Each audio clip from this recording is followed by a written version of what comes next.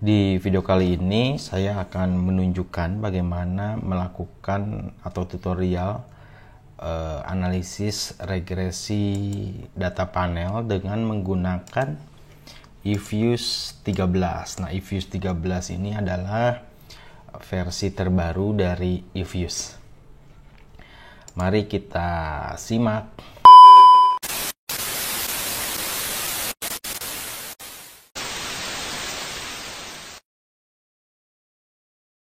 Sebelum saya tunjukkan ke latihan, ada beberapa hal yang ini perlu kalian pahami ya. Pertama, terkait pemahaman data panel.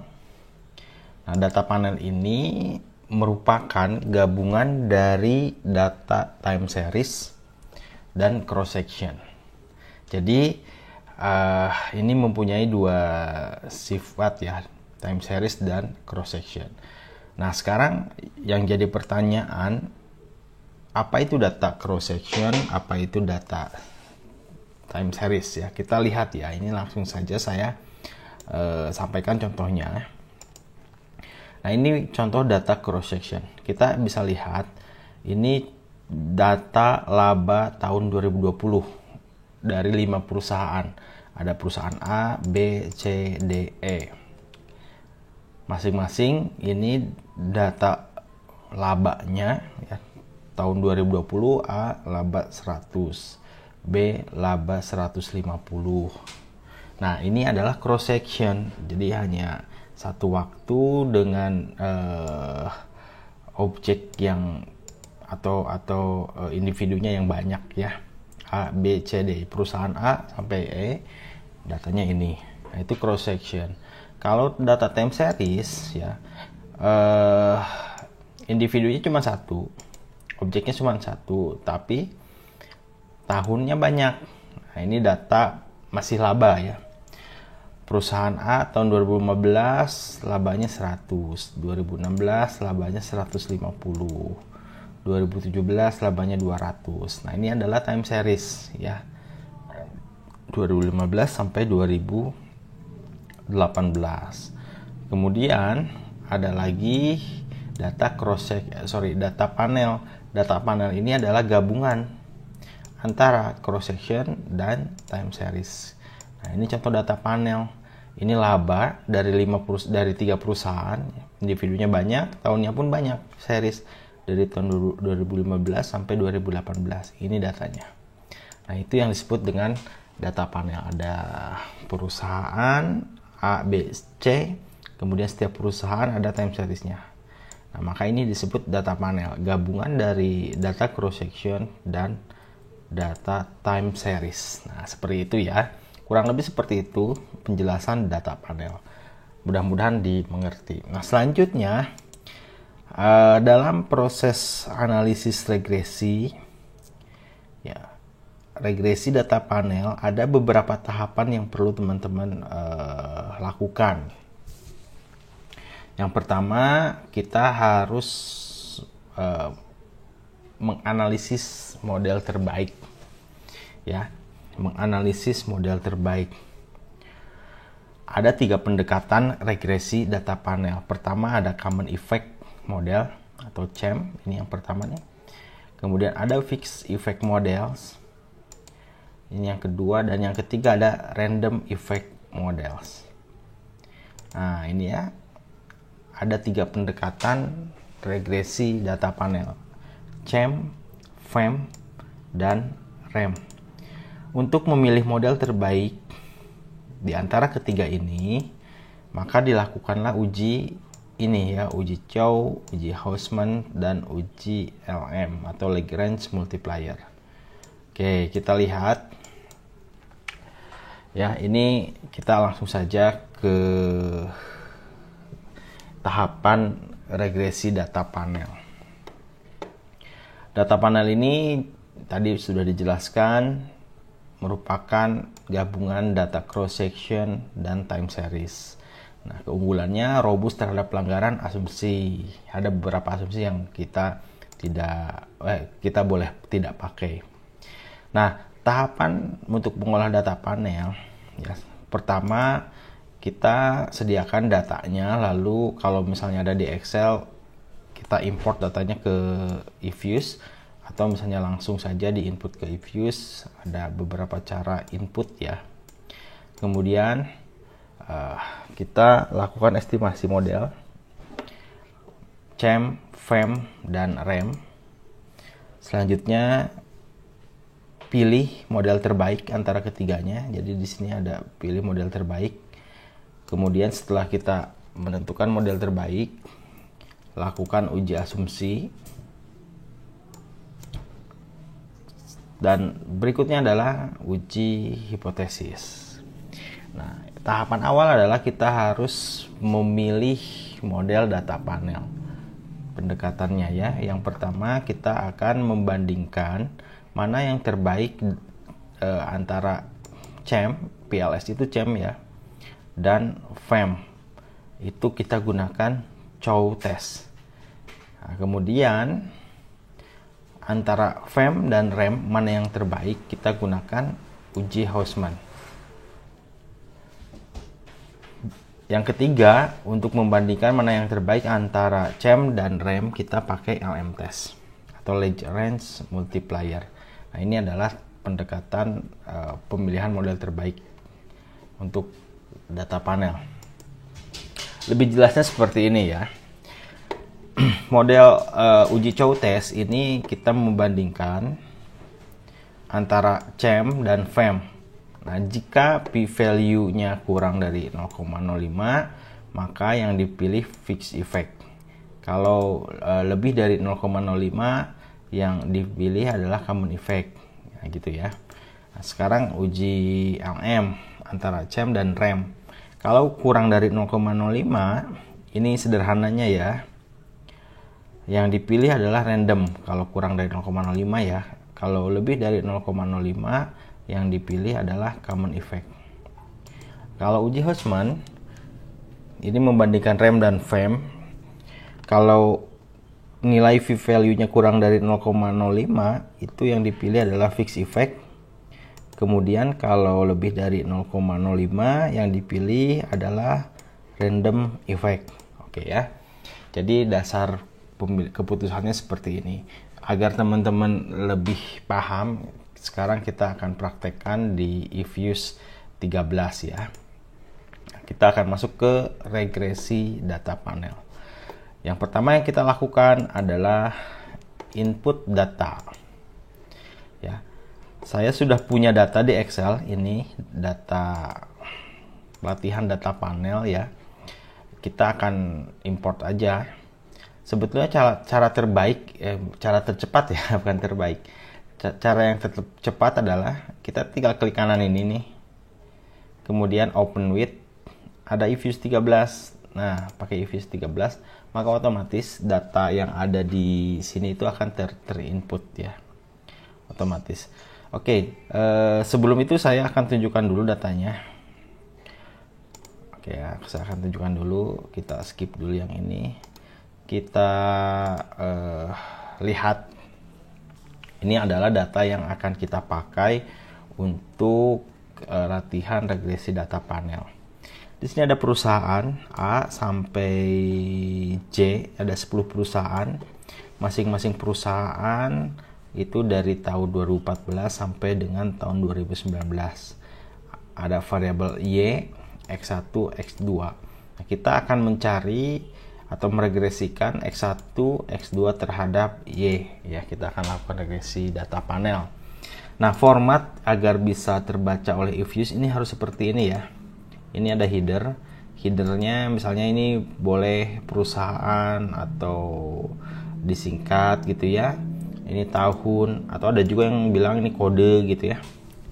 Terserah teman-teman semua. Kemudian ini variabel, dan di sini di header ini tidak boleh ada spasi agar bisa terbaca oleh eViews. Kemudian di perusahaan ataupun misalnya teman-teman kalau mau diberi nama kode, ini harus semuanya terisi ya. A semua ya, perusahaan A, perusahaan B, ini terisi semua. Tuh, tidak ada yang kosong. Kemudian dipastikan juga setiap tahun ini runtut ya, time seriesnya 2014 sampai dengan 2019. Ini 6 tahun ya, 14, 15, 16, 17, 18, 19. Dan pastikan semua pun sama. Ya, semuanya sama. Kalau misalnya ada yang beda, ini nggak terbaca data panel oleh eViews. Nah, kalau teman-teman sudah memastikan ini benar formatnya seperti ini, tinggal kita masuk ke eViews. Nah, cara yang tercepat adalah klik kanan, open with, buka dengan menggunakan eViews. Ya, kalau misalnya teman-teman ribet gitu ya, cara input data ya gitu aja, dengan catatan formatnya udah seperti yang tadi saya jelaskan. Nih udah terbaca ya perusahaan sama datanya. Setelah ini ada di sheet pertama, kita next lagi ya, kita next lagi, kita next. Oke. Nah, kalau misalnya cross section ID series sudah otomatis terisi perusahaan dan data seriesnya tahun, nah ini ya perusahaan tahun, ini berarti sudah terbaca data panel. Maka basic structure ya, struktur dasar datanya adalah data panel, jadi otomatis terbaca data panel. Kalau misalnya teman-teman formatnya sudah sesuai, karena ini sudah sesuai, termasuk ini frekuensinya annual ya, tahunan, dia ngebacanya tahunan 2014 sampai 2019. Setelah ini dipastikan seperti ini semuanya, klik finish. Nah, ini bisa yes atau no ya. Oke. Sudah terbaca.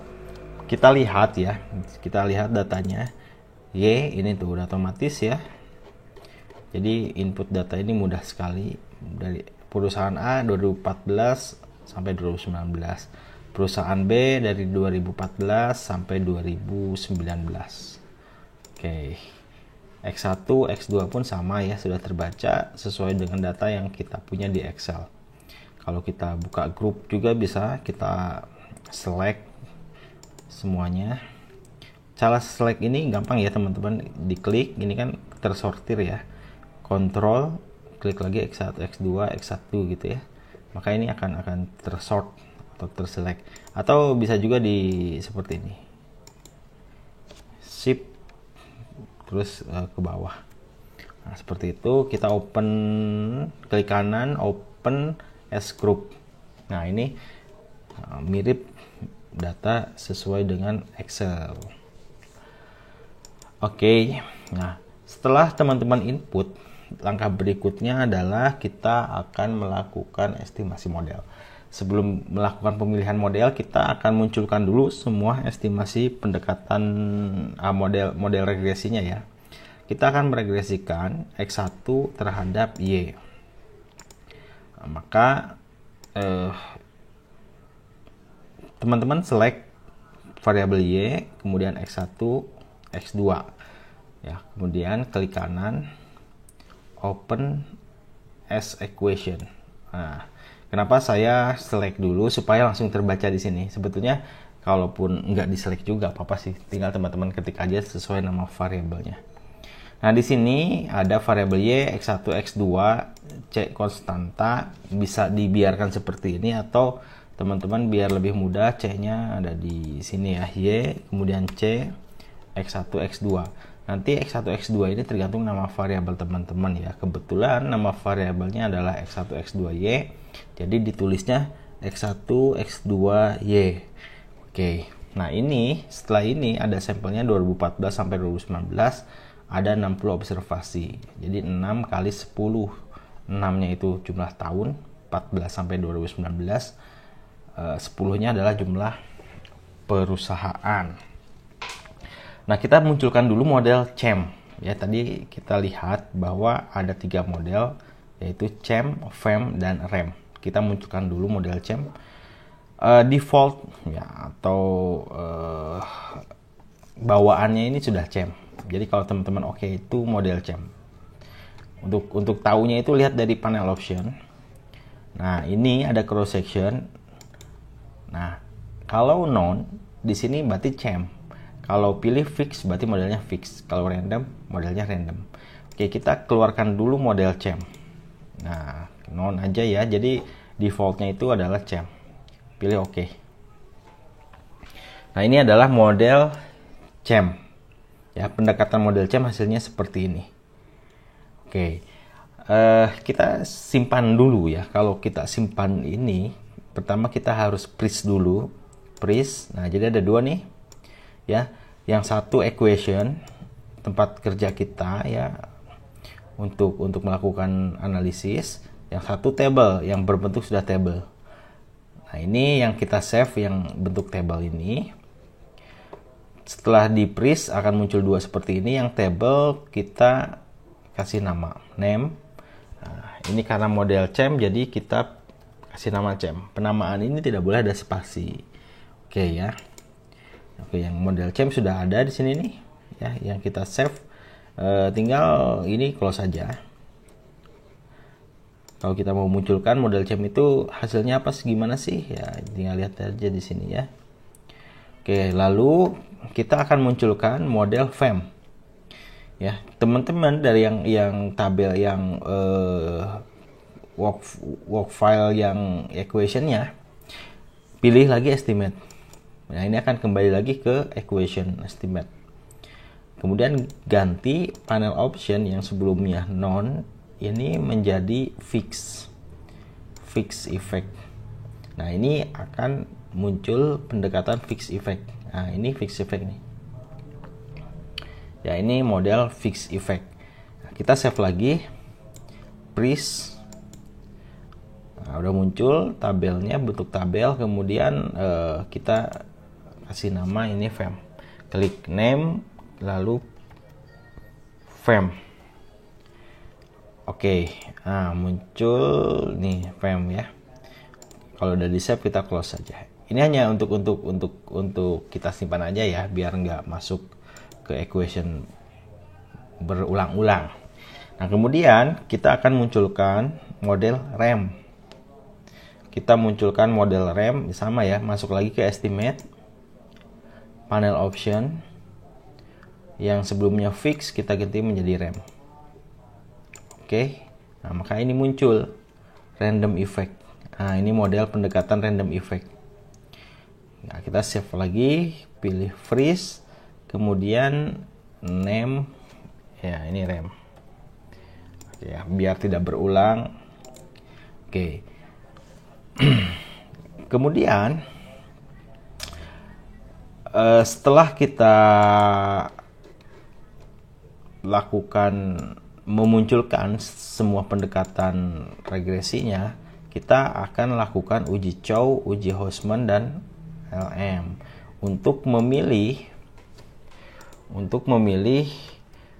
di antara tiga pendekatan ini mana yang akan kita pakai.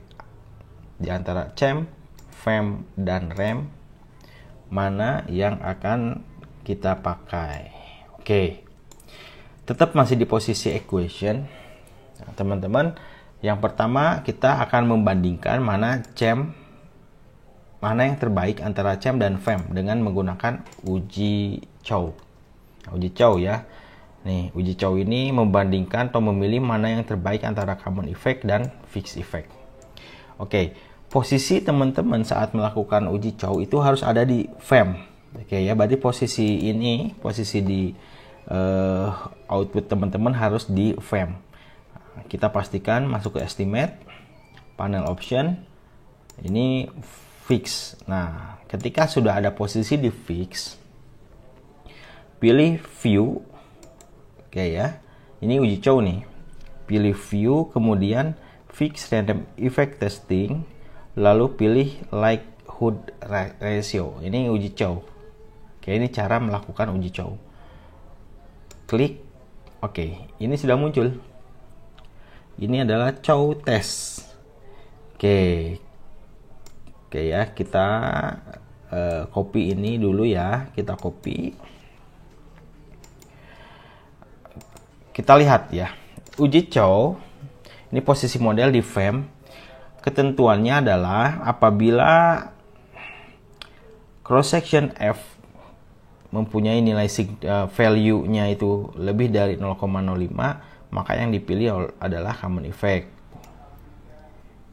Kalau kurang dari 0,05 adalah fixed effect. Kita lihat di sini, ya di sini nilai probability-nya kurang dari 0,05, maka yang dipilih adalah FEM.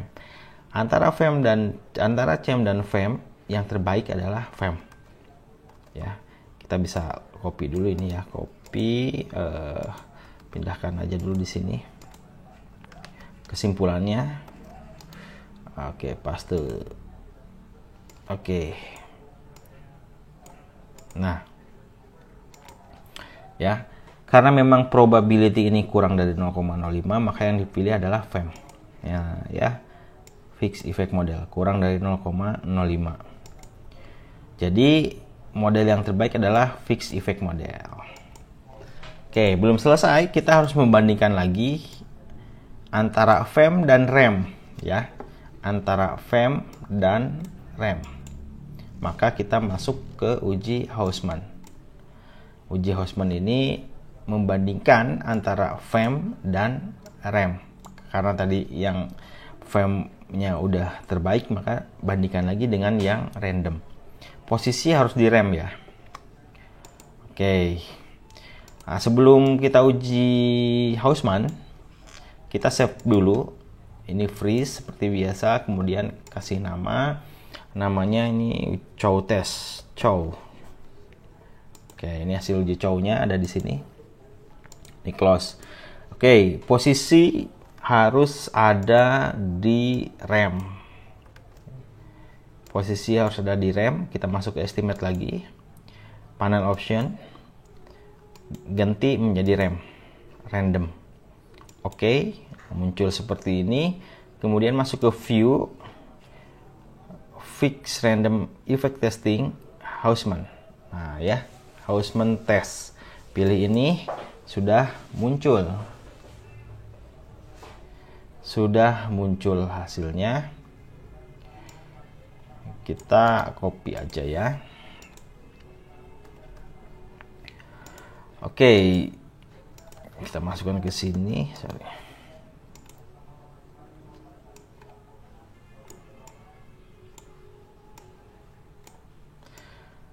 Kita lihat nilai probability adalah 0,6. Nah, apabila nilai probability-nya itu lebih daripada 0,05, maka yang dipilih REM. Nah, tetapi jika kurang dari 0,05, maka yang dipilih fixed effect.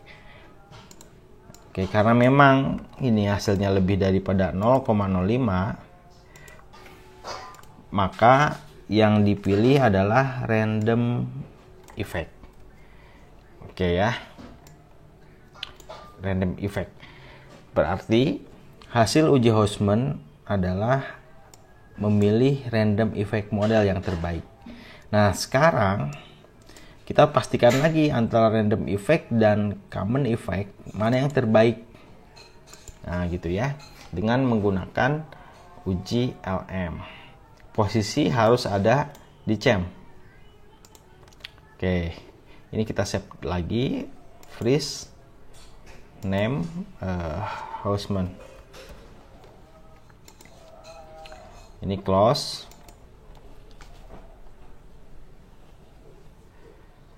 Posisi harus ada di CHAM, masuk lagi ke estimate, panel option, cross sectionnya non, oke.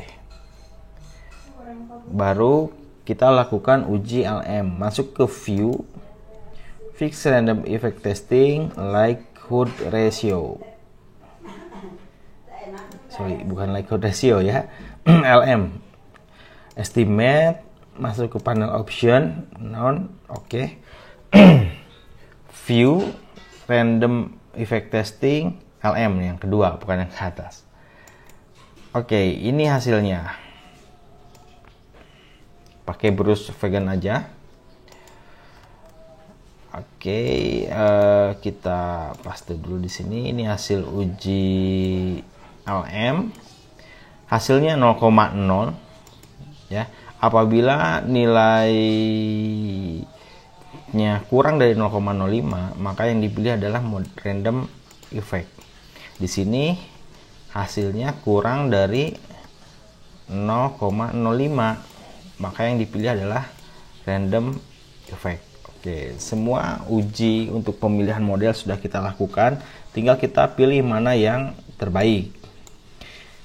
Buatkanlah matriks seperti ini ya, ada pengujian, Chow, Hausman, LM. Yang pertama kita lakukan uji Chow, ini yang dipilih apa? Yang dipilih adalah fixed effect. Berarti yang menang fixed effect ya. Fixed effect menang. Oke. Kemudian uji Hausman, yang kedua kita lakukan uji Hausman, yang menang apa? Yang menang random effect. Berarti random effect uji Hausman. Lalu uji LM, yang ini ya, LM, yang menang adalah random effect. Ya, ini FEM, ini rem, ini rem. Oke, kita lihat dari setiap uji yang dominan adalah rem, maka kita akan pilih model terbaiknya adalah rem. Oke, itu adalah cara melakukan pemilihan model atau pendekatan yang terbaik yang mana dengan menggunakan uji Chow, Hausman, dan LM. Dalam kasus ini yang dipilih adalah rem. Nah, kemudian masuk ke tahap berikutnya adalah melakukan uji asumsi. Oke, nah untuk uji asumsi, karena yang dipilih adalah rem, ya, uji asumsi yang harus dilakukan adalah pertama uji normalitas, yang kedua uji multikolinearitas. Untuk heteros dan autokolerasi tidak dipakai kalau rem ya.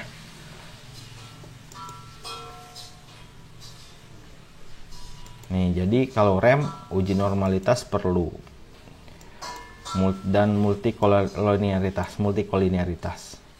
Jadi ada dua, uji normalitas dan uji multikolinearitas. Oke, sekarang kita lakukan uji normalitas. Apakah ini berdistribusi normal atau tidak? Oke, sebelumnya kita save seperti biasa. Please, ini LM ya. Oke, karena memang yang terbaik adalah rem, maka kita masuk di estimasinya di rem. Oke, yang ini ya, yang ini. Kita akan lakukan uji normalitas. Caranya, teman-teman setelah muncul seperti ini, masuk ke view, kemudian residual diagnostic, lalu normality test. Pilih ini, muncul hasilnya. Nah, ini hasilnya. Kita copy saja. Kita copy biar bacanya jelas. Saya masukkan ke sini lagi.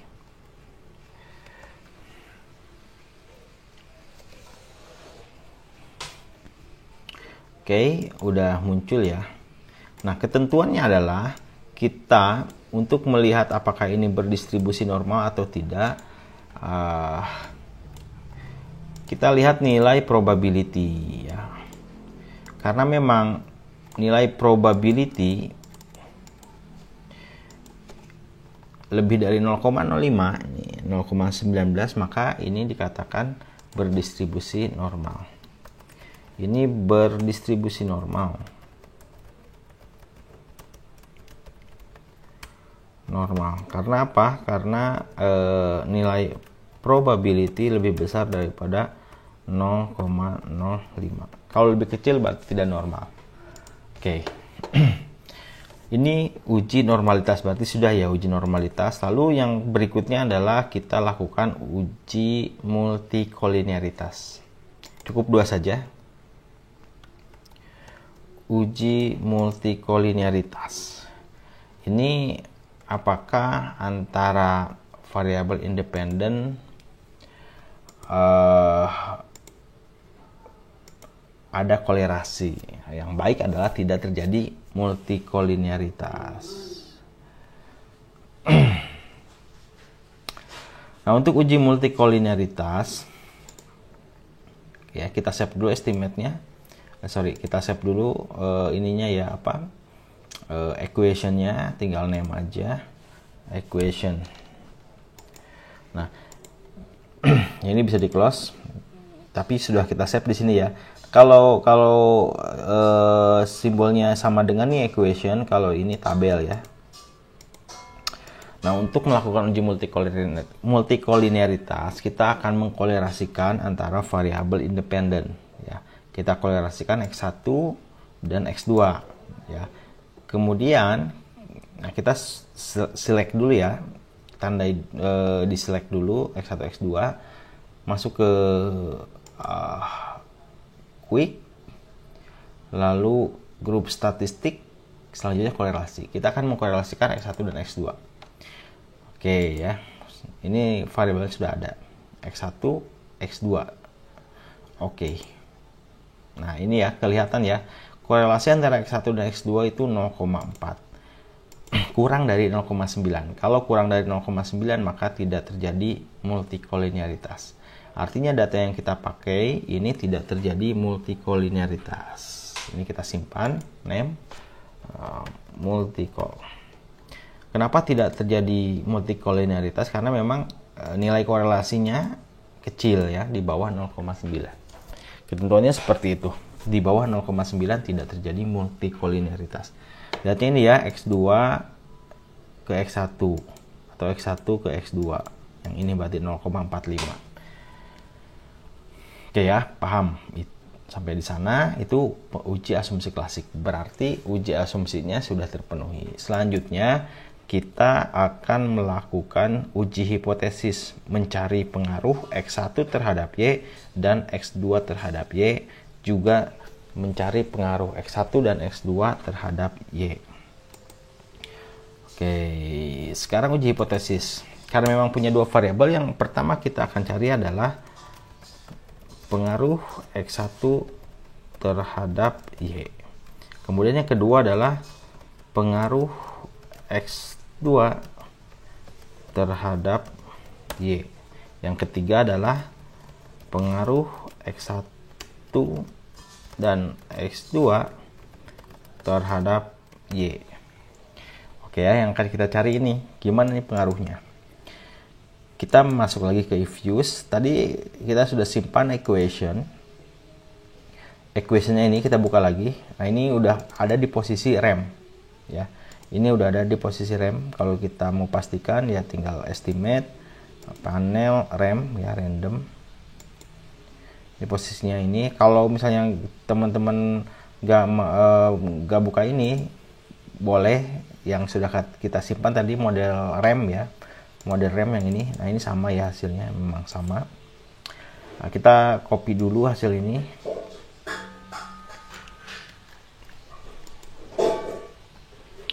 Oke, kita copy pakai gambar aja ya. Paste picture. Oke, udah ada. Oke, pertama untuk mencari pengaruh x1 terhadap y, kita lihat nilai probability x1. Di sini nilai probability-nya 0,0, di bawah 0,05. Kalau nilai probability di bawah 0,05 itu artinya berpengaruh ya. Saya langsung aja, pengaruh x1 terhadap y ini mempunyai berpengaruh. Kemudian lihat x2 terhadap y. X2 terhadap y probability-nya di bawah 0,05. Maka sama, x2 terhadap y juga berpengaruh. Oke ya. Lalu secara parsial, secara simultan x1, x2 terhadap y, yang dilihat adalah nilai probability F statistik nih yang di bawah ya. Probability X statistik 0,00 juga nih, maka berpengaruh. Maka kesimpulannya adalah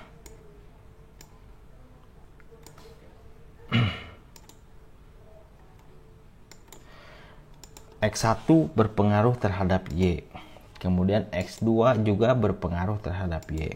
Lalu secara simultan atau bersama-sama X1 dan X2 berpengaruh terhadap Y. Nah, kita bisa lihat dari sini ya, ini secara parsial nih, 0,00, 0,00, yang di bawah yang probability of statistik pun sama 0,00. Jadi semuanya berpengaruh. Nah, kemudian kalau koefisien determinasi, lihatnya yang mana? Koefisien determinasi kita bisa lihat nilai R square ya. Ada juga yang lihat nilai adjusted R square. Nah, kita lihat adjusted R square aja deh ya. Adjusted R square itu nilainya 0,746. Ini artinya X1 dan X2 berkontribusi atau berpengaruh ya sebesar 74,6% terhadap Y. Jadi pengaruhnya X1 dan X2 terhadap Y itu 74,6%. Gitu ya. Jadi cukup mudah sebetulnya melakukan analisis regresi data panel. Itu saja. Bagi teman-teman yang ingin bertanya silahkan di komentar, tapi jangan lupa di subscribe terlebih dahulu. Terima kasih. Assalamualaikum warahmatullahi wabarakatuh.